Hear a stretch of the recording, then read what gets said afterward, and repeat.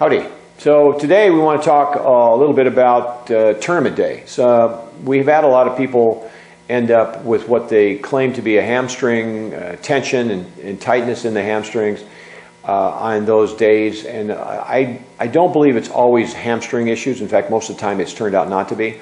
What happens is when they sit around all day, or they warm up, they cool down, they warm up, they cool down, and then they go sit in the stands. And they bring a sandwich, or they sit down, and they may wait as much as report to the staging area mid-morning and may not be out on the floor till literally 4 in the afternoon. So you're going to do a lot of sitting. Here's what happens. When you sit down and you're sitting down, the two ends of that flexor, one that's attached, the other one end is attached to the spinal column at your lumbar vertebrae, the other one is down on the lesser trochanter. When the origin and insertion of the muscle get closer together, you get what's called adaptive shortening, and that muscle wants to tighten. Immediately, when his hips turn forward like that, because when this is tightening, okay, turn sideways, Jim. When he does this, it pulls this hamstring and makes it feel like the hamstring's really tight, when in fact the tension is in the flexor. So the one way you can kind of figure this out really quickly is we just do a waiter's bow, right? So he'll put his feet together. He'll take one hand on his lumbar curve. Now, this is a monitor, so when he feels his lumbar curve go from here to flat, or as soon as it starts to flatten out, he stops.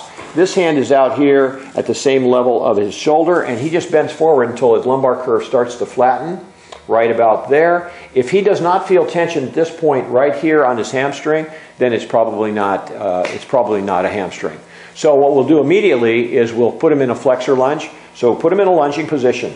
He tucks his hips forward this way, putting extension. Now, this upper arm is pulling on the iliacus, and he just drops his knee like that, not quite to the floor, and lets it stretch. And you will feel that flexor stretching, okay?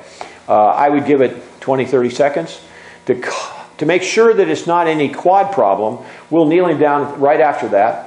Same thing, he's going to tuck his hips forward, the instep is going to be flat, this arm goes over his head to extend the iliacus, he pushes forward and rotates slightly into the up leg, and then takes his back foot and pushes it into the floor.